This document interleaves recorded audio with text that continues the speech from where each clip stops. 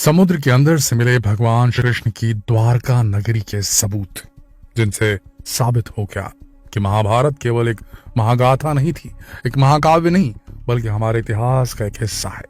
श्री कृष्ण ने सच में इस धरती पर अवतार लिया था। महाभारत का युद्ध सच में हुआ था।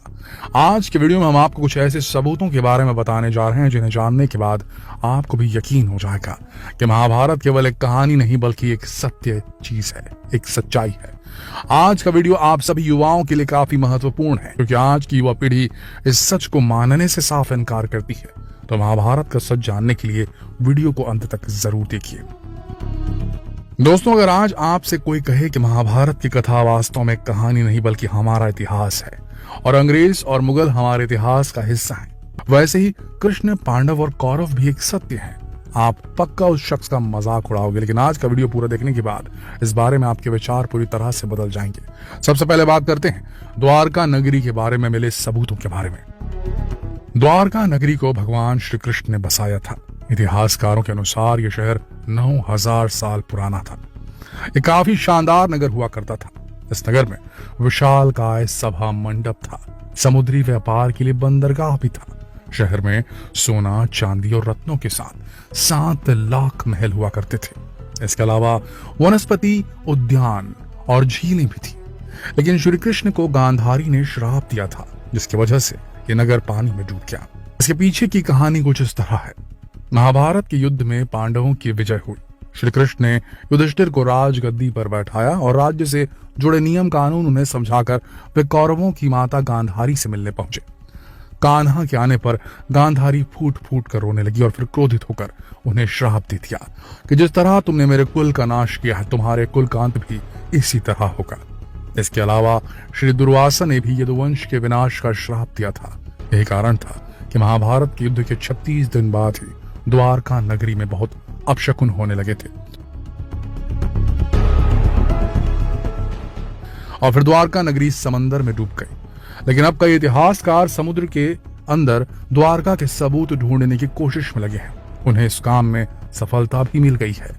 गुजरात में समुद्र तल में उन्हें द्वारका नगरी के अवशेष मिलने शुरू भी हो गए हैं। इस नगर की सबसे खास बात यह थी कि इसमें कई सारे द्वार थे और इतिहासकारों ने खोज में पाया कि इन द्वारों के अवशेष आज भी समुद्र के अंदर गहराई में मौजूद हैं। सन 2005 में भारतीय पुरातत्व विभाग ने द्वारका नगरी की खोज की शुरुआत की। 2009 में नेवी के गोताखोरों ने समुद्र की गहराई में कुछ अवशेषों को ढूंढ निकाला। इसके बाद उनकी पूरी जांच के लिए उन्हें दूसरे देश की लैब्स में भेज दिया गया। इस जांच से जो रिजल्ट आए वो चौंकाने वाले थे। ये अवशेष लगभग 9500 साल पुराने थे और ये वो समय था जब द्वारका अस्तित्व में मौजूद थी। इस खोज से इतिहासकार काफी खुश हुए और उन्होंने समुद्र तल में खुदाई करनी शुरू की, जहां से कई ऐसे अवशेष मिले जिन्होंने द्वारका नगरी की सत्यता को और भी पुख्ता कर दिया। इसके बाद उस जगह की जमीन के नीचे भी खुदाई की गई तो वहां कई सिक्के, मूर्तियां, दूसरे ऐसे आइटम निकले जिनसे यह साबित हो गया कि इस जगह कभी द्वारका नगरी हुआ करती थी। सबसे आश्चर्यजनक बात यह कि सभी चीजें एक प्राचीन नदी के पास मिली थी जो कि 9 किलोमीटर लंबी थी।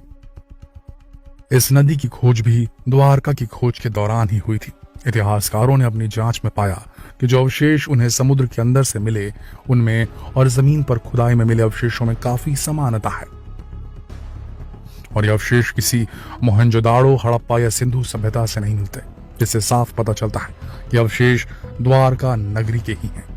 दोस्तों, द्वारका नगरी को ढूंढना इतना आसान काम नहीं है, क्योंकि समुद्र की तेज लहरों का मुकाबला करते हुए समुद्र में इतनी गहराई तक जा पाना काफी मुश्किल और जानलेवा काम होता है। लेकिन इसके बाद भी सरकार अब तेजी से इस दिशा में काम कर रही है और उम्मीद है कि जल्द ही इस बारे में कोई और भी पक्के सबूत मिल पाएंगे। दोस्तों, अब बात करते हैं महाभारत की सत्य घटना होने के सबूत के बारे में। दोस्तों, महाभारत को हमारा इतिहास कहा जाता है। यह धर्म की अधर्म पर जीत की कहानी है। लेकिन अगर यह केवल एक कहानी होती तो वेद व्यास जी इसे महागाथा नहीं कहते बल्कि महाकाव्य कहते। इस पुस्तक में महाभारत की शुरुआत राजा मनु से की गई है और इस किताब में इस पीढ़ी के 50 से ज्यादा राजाओं के बारे में लिखा गया है। और पांडवों के पिता राजा पांडु और कौरवों के पिता धृतराष्ट्र भी इसी वंश की संतान थे। तो अगर केवल एक कहानी होती तो वेद व्यास जी इतने सारे राजाओं के बारे में लिखने के बजाय केवल कुछ खास खास चरित्रों पर ही फोकस करते। महाभारत में युद्ध के समय जब अर्जुन ने अपने सामने अपने ही परिवार के लोगों को देखा तो उन्होंने युद्ध करने से मना कर दिया। फिर युद्ध क्षेत्र में ही श्री कृष्ण ने उन्हें गीता का उपदेश दिया था और गीता में कलयुग के बारे में काफी सारी बातें लिखी हुई हैं। यहाँ तक कि आजकल जो कुछ हो रहा है वो सब इस किताब में लिखा हुआ है। तो अगर केवल एक कहानी होती तो इसमें इतना सब कुछ कैसे लिखा होता। इस किताब में भारत के 35 शहरों के बारे में लिखा है। इसके अलावा भारत के कई पड़ोसी देशों के बारे में भी इसमें बताया गया है। उस समय कौरवों की राजधानी हस्तिनापुर, आज उत्तर प्रदेश का मेरठ जिला था। गांधारी का कांधार अब अफगानिस्तान का हिस्सा है और पांडवों की राजधानी इंद्रप्रस्थ को आज हम भारत की राजधानी दिल्ली के नाम से जानते हैं। वहीं कुरुक्षेत्र के पास खुदाई के दौरान इतिहासकारों को 80 फीट का एक कंकाल मिला।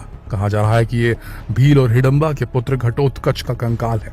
महाभारत में घटोत्कच के बारे में जो कुछ भी बताया गया है वो बिल्कुल इस कंकाल के जैसा ही है।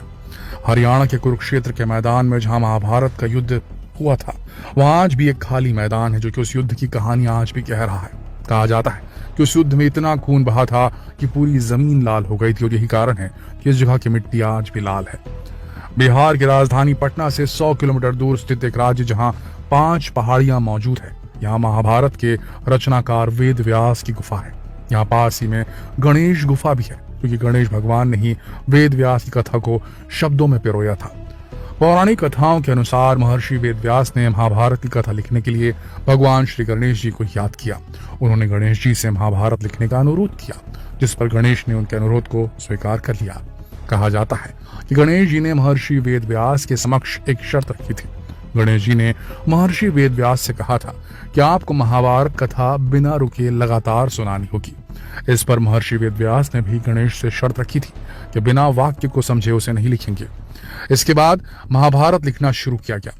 महाभारत युद्ध के बाद श्री कृष्ण के आदेश से अर्जुन मनाली की गुफा में साधना करने चले गए थे। उस गुफा को अर्जुन गुफा कहा जाता है। दिल्ली के पुराने किले में भी इस बात के कई सबूत मौजूद हैं। ये किला यमुना नदी के किनारे बना है, जिसे पांडवों ने बनाया था, लेकिन बाद में इसे कई बार बनाया और मिटाया गया। दोस्तों, इस बात के सबूत न जाने पूरे देश में आज कहां कहां फैले पड़े हैं, जो चीख चीख कर अपने सत्यता खुद ही प्रमाणित कर रहे हैं। और इन सबूतों के आधार पर यह कहा जा सकता है कि महाभारत कहानी नहीं बल्कि इतिहास है। इस बारे में आपकी क्या राय है दोस्तों? नीचे कमेंट सेक्शन में जरूर लिखें और इस अति महत्वपूर्ण वीडियो को शेयर करना ना भूलें फेसबुक पर, व्हाट्सएप पर, यूट्यूब पर। जल्द मिलते हैं अगली वीडियो में। तब तक के लिए आप सबका इस वीडियो के अंत तक बने रहने के लिए दिल से धन्यवाद।